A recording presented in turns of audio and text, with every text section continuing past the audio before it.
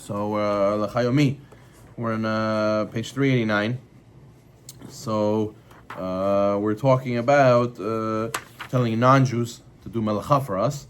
That's not allowed on Shabbat.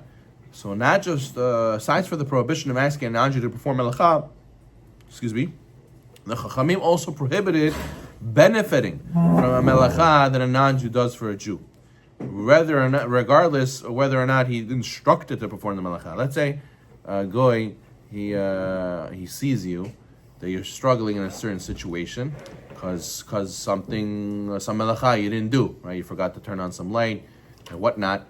He sees you're struggling, and you don't ask him anything. And he comes on his own accord. He's a smart guy. He sees, he's intuitive. He sees that you're struggling, and he says, "You know what? I see you're suffering because you're in a dark room. Let me turn on the light for you." And you didn't tell him to do anything. So you would think that what?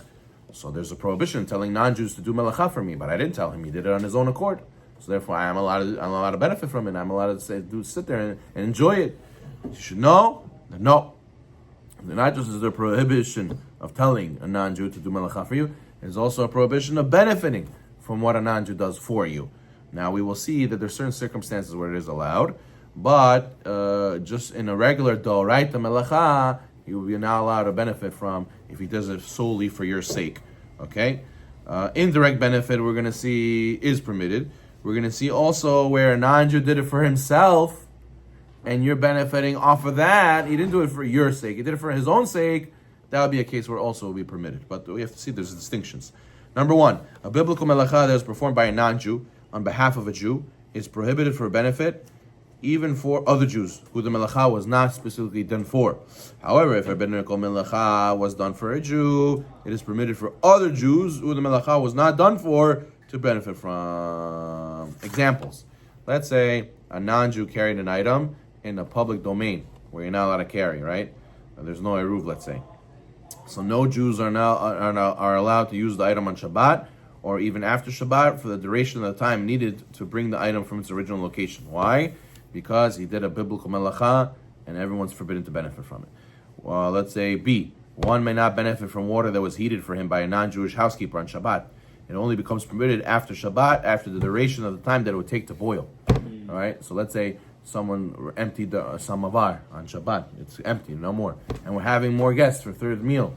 So the cleaning lady says, "Oh my goodness, there's no more hot water. How are we going to serve tea?" I know. I'll go and heat up more water for you guys. I'll add more water to the urn.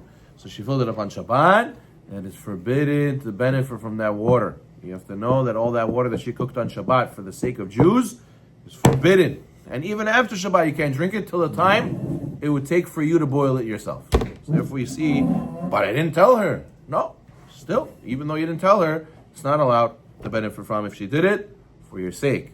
What if she made herself more water? She boiled water because she wanted to make tea. It's for herself. So therefore you're allowed to benefit from that. Why? Because she made it for herself.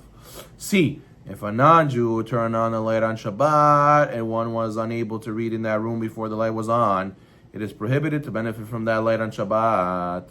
Here, she goes into a dark room. She's like, "Whoa, it's dark in here. How are you guys going to sit and eat dinner? How are you guys going to sit and read? Let me turn on the light for you." And you wouldn't be able to read in there. You wouldn't be able to sit and eat in there. It's completely dark. And now you said, "Oh, Baruch Hashem, the Goya, she turned on the light. Now we can use it." No, it's a sword. It's prohibited to benefit from such a case. Why? Why are we shaking our heads? Why? Because you should know that the Chachamim felt if we allow these things to be benefited from, we will be looking for goyim all the time in order to circumvent all the laws of Shabbat. Here? If you don't know her intention. Oh, so if there's a reason to say, and you ask her, "Why did you do this?" She says, "For myself. I needed to open a cabinet in here to get something." Okay, fine. So that's called she did it for herself. Yeah. Once you know that she's doing it for you, then it'll be prohibited to benefit from. And even we're going to learn there's even a obligation to protest. There's even an obligation to protest. Let's say you see a guy, he's about to turn on the light for you. You know, he says, "Oh, you guys are in the dark. Let me turn on the light for you." No. Stop. You're not allowed to. Because even if you do it, we're not allowed to benefit from it. So don't do it. Don't do melacha for us. It's considered that we did a sin if you do melacha for us. If you want to do it for yourself, it's something else. And then you'll have smarty pants guys who will say, "Listen, in our house, you do everything for yourself.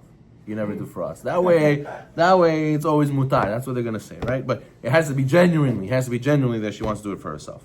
2, if a non-Jew turn on the light on behalf of a Jew on Shabbat in a Jew's home, the Jew does not have to leave the room or the house, but he may not use the light to perform a task that he would not have been able to do without the light on. For example, you'd be permitted to drink in that room, and you're not obligated to close your eyes, but you wouldn't be able to read. You wouldn't be able to read a book in that room. You have windows and there's light shining from the... Oh, so it's not completely dark. You would be able to squint and read technically, so you're right.